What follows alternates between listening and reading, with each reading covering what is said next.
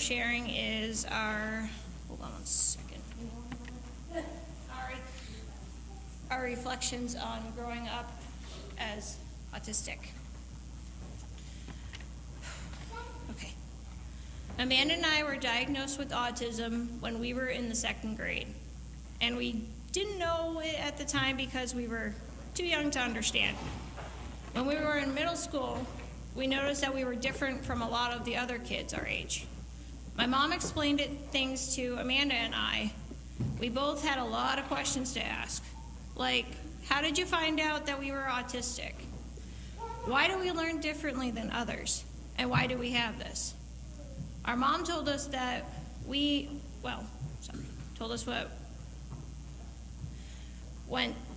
to a special doctor and did some tests, and that we were diagnosed with autism, that we have 10 out of the 12 traits that indicate what is known on the autistic spectrum as Asperger's syndrome.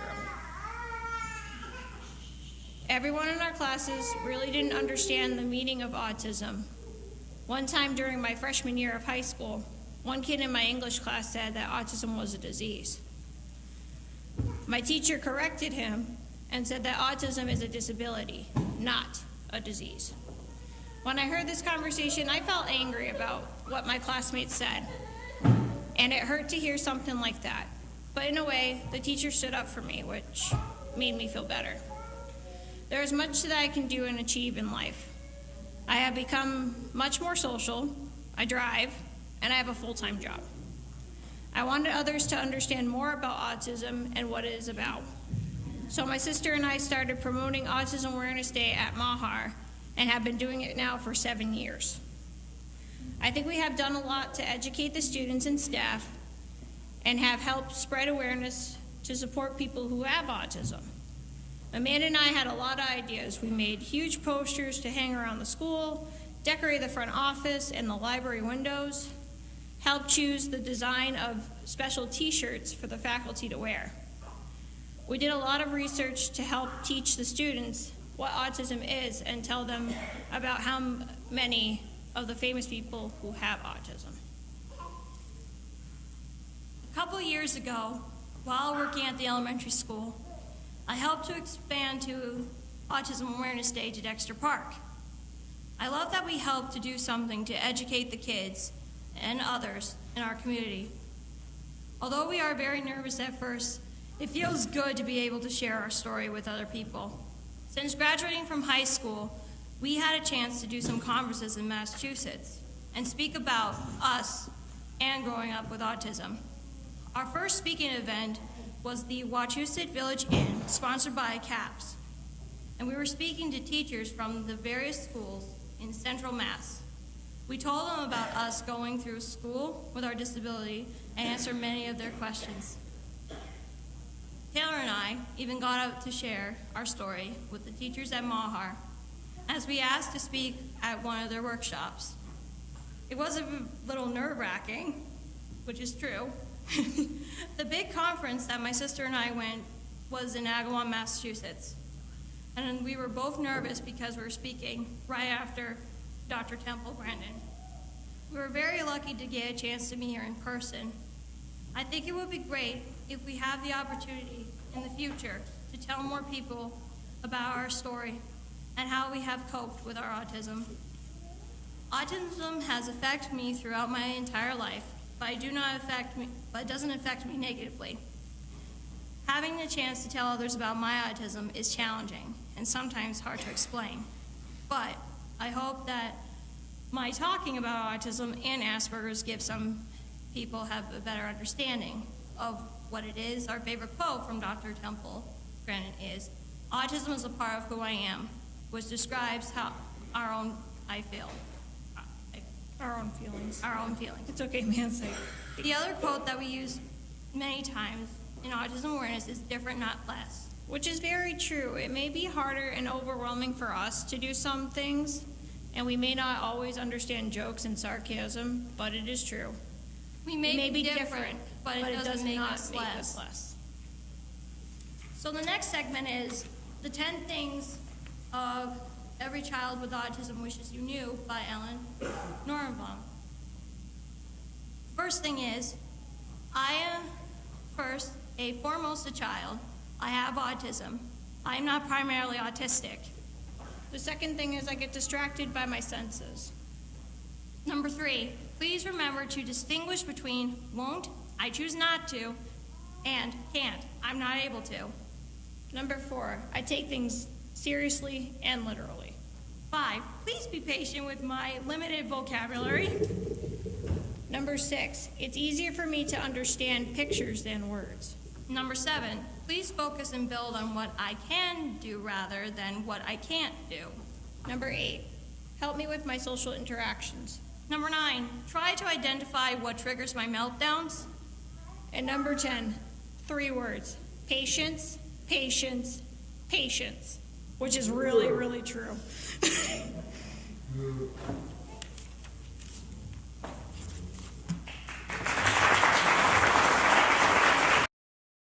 Of the Exceptional Child, written by Andre Mass. This was written back in 1968. Blessed are you who take time to listen to difficult speech, for you help us to know that if we persevere, we can be understood. Blessed are you who walk with us in public places and ignore the stares of strangers, for in your companionship we find havens of relaxation. Blessed are you who never bid us to hurry up, and more blessed, you who do not snatch our tasks from our hands to do them for us, for often we need time rather than help. Blessed are you who stand beside us as we enter new and untried ventures, for our failures will be outweighed by the time when we surprise ourselves and you. Blessed are you who ask for help, for our greatest need is to be needed. Blessed are you who help us with the graciousness of Christ, who did not bruise the reed and quench the flax, for often we need the help we cannot ask for. Blessed are you when by all these things you assure us that the thing that makes us individuals is not in our peculiar muscles, not in our wounded nervous system, not in our difficulties in learning, but in the God-given self which no infirmity can confine. Rejoice and be exceedingly glad, and know that you give us reassurances that could never be spoken in words, for you deal with us as Christ deals with all of his children. Blessed are you indeed. Now for this morning's reading from the scriptures, this comes from Psalm 139, reading verses 1 through 6, and then 13 through 17. It's also in your pew Bibles on page 541 and 542. O Lord, you have searched me and known me. You know when I sit down and when I rise up. You discern my thoughts from far away. You search out my path and my lying down and are acquainted with all my ways. Even before a word is on my tongue, O Lord, you know it completely. You hem me in, behind and before, and lay your hand upon me. Such knowledge is too wonderful for me. It is so high that I cannot attain it. For it was you who formed my inward parts. You knit me together in my mother's womb. I praise you, for I am fearfully and wonderfully made. Wonderful are your works, that I know very well. My frame was not hidden from you when I was being made in secret, intricately woven in the depths of the earth. Your eyes beheld my unformed substance. In your book were written all the days that were formed for me, when none of them as yet existed. How weighty to me are your thoughts, O God. How vast is the sum of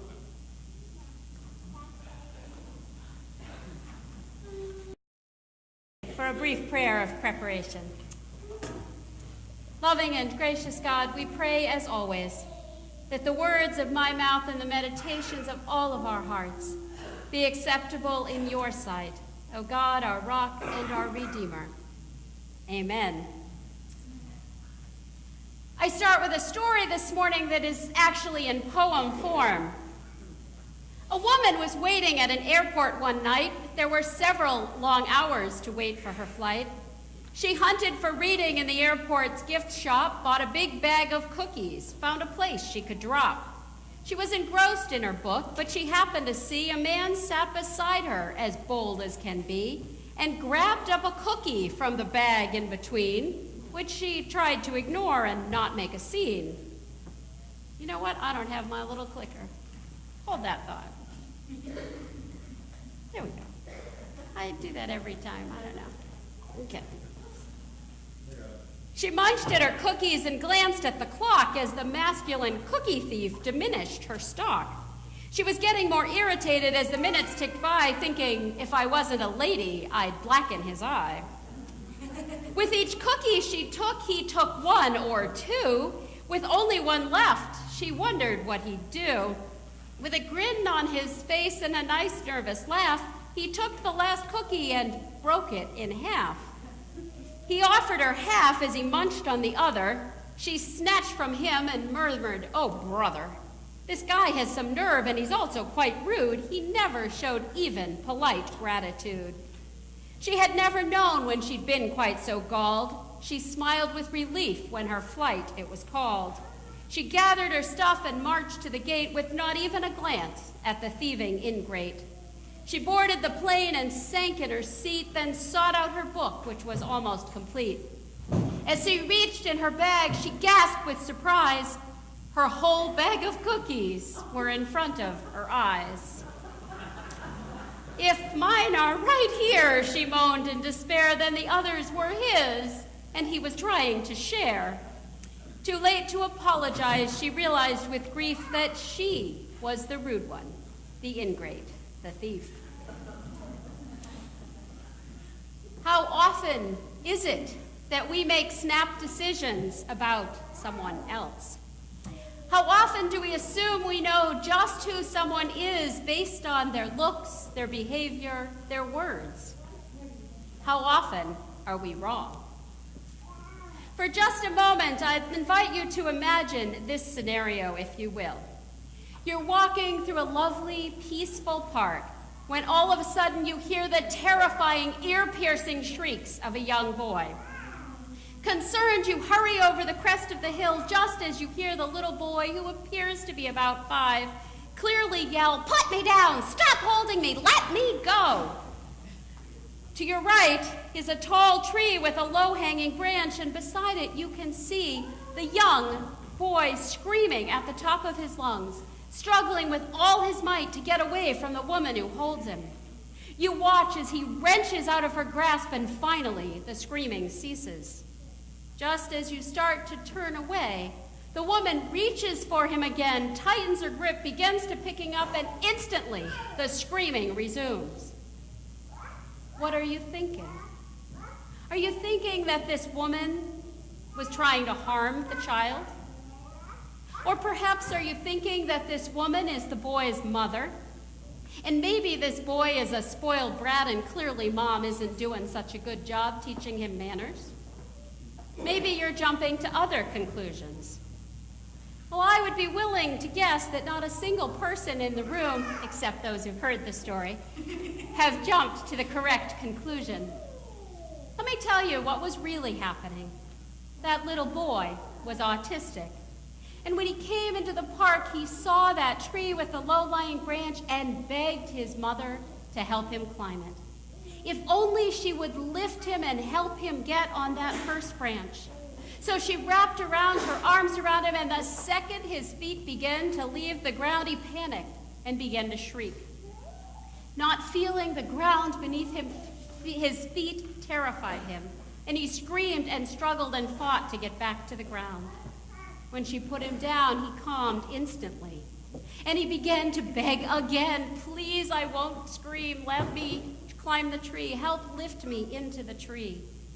The mom explained to him that he doesn't have to do it if it's too scary, but he continued to beg. The mom told him he really couldn't scream like he did before, but wanting so badly to be in that tree, that little boy promised. Mom reached for him again, held him as tightly as she could to show him he'd be safe, and began to lift him off the ground. Instantly, he began to wail and cry and kick until she set him down once again. How do I know this happened? Because I'm the mom in this story, and this 5-year-old was my son, Billy. Today, as we strive to raise autism awareness and to celebrate all the ways in which we humans are fearfully and wonderfully made, we must look closely at ourselves and not just at others. Today, our challenge is to go deeper, to travel beyond those surface assumptions of blanket acceptance. Almost all of us know someone who is on the autism spectrum, and it is a huge spectrum. Lots of autistic people look just like neurotypical folks, and lots of them don't. And as people of faith, we tend to start with that baseline feeling of acceptance. We think in our hearts, of course we love people who are different. Of course we accept them. Of course we welcome them. The question is, what does that mean? In the opening 6 verses of Psalm 139 that Tony read for us, there are 8 different Hebrew words that stack up to tell you that God knows your story intimately. O Lord, you have searched me and known me. You know when I sit down and when I stand up. You understand my thoughts from far away. You observe my travels and my rest. You are aware of all of my ways. Before a word is on my tongue, you know all about it, Lord. You have encircled me. You have placed your hand on me. This behind and before, you have laid your hand on me. This extraordinary knowledge is beyond me. Each of these words conveys a different layer of God's knowledge of you. Combined, they picture God like a detective, tracking even our most mundane activities, studying us even when we think we are alone.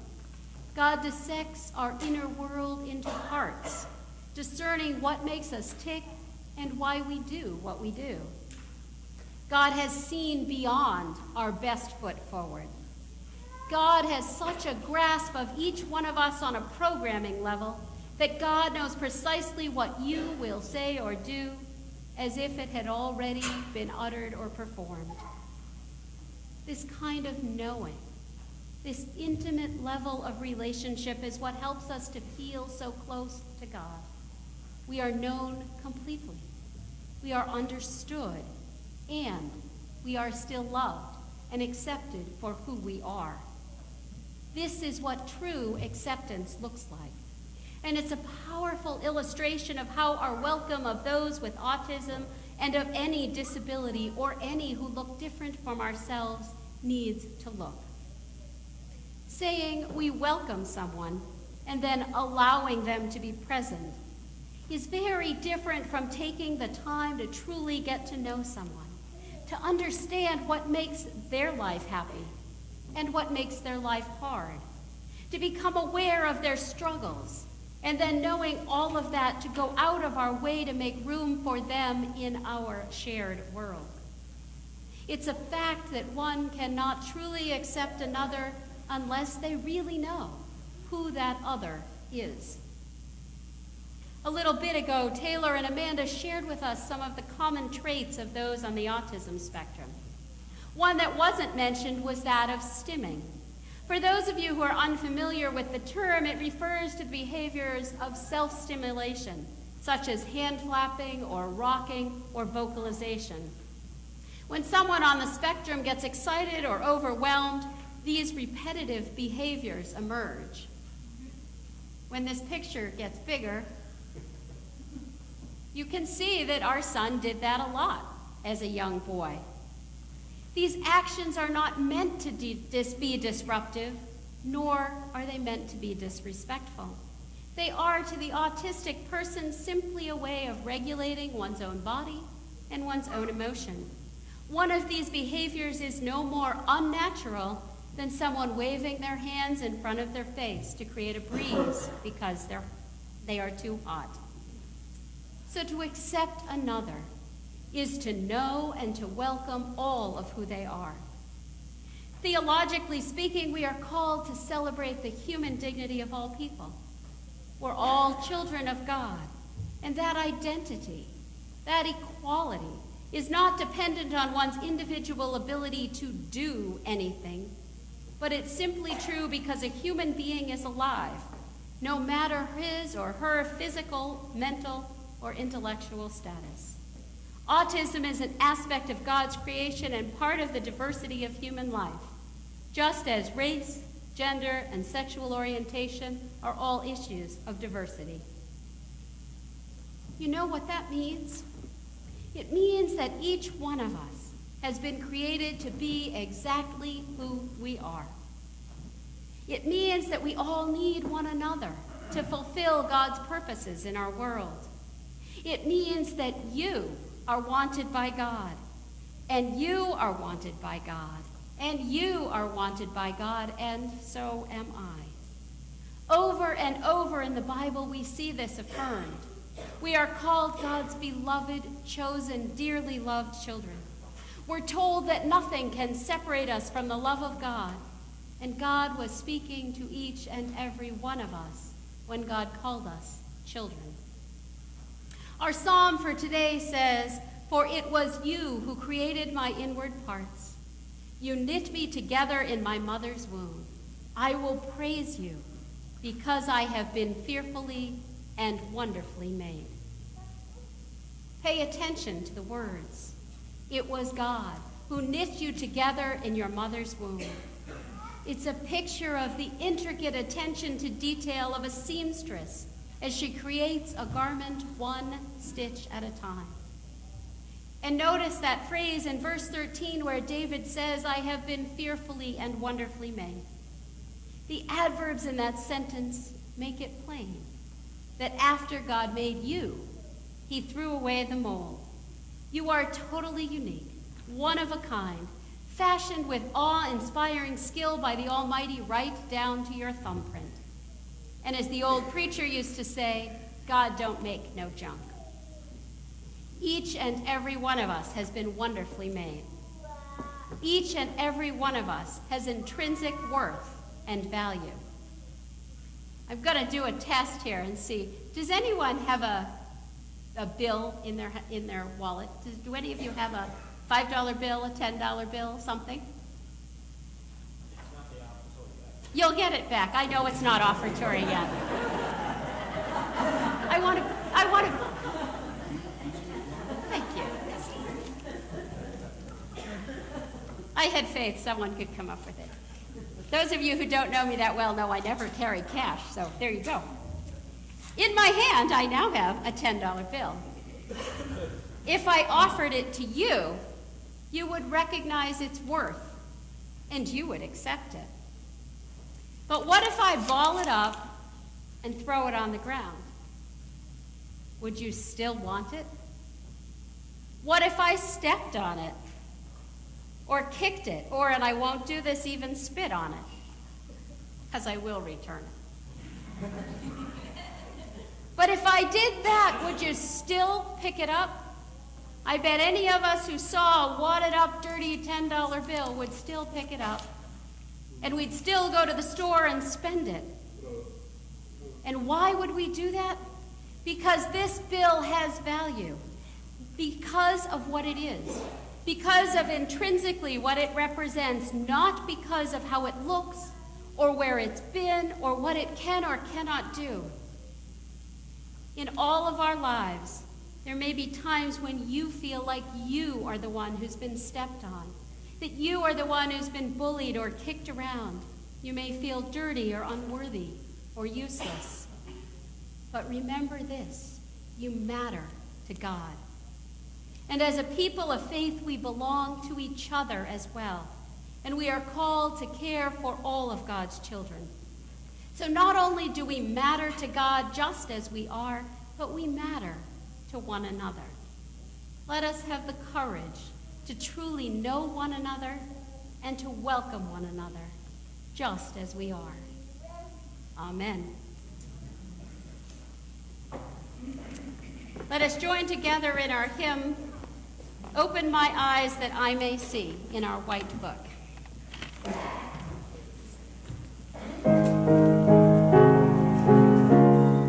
Thank you.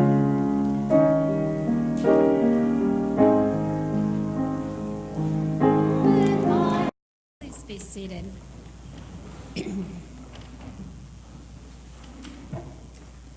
is taller than I am, so I'm playing with the block to stand on. No, that's okay. Just want to make sure I'm fully on it so I don't disappear in the middle of the prayer.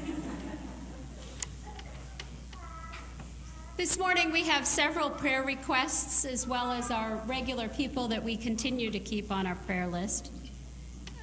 Prayers for Doc's friend who is suffering from multiple sclerosis.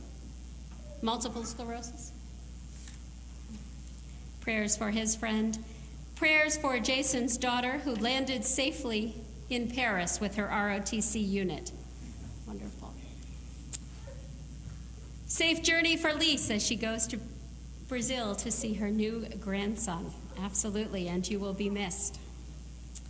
Happy birthdays to Doc and to Marion. Happy birthday.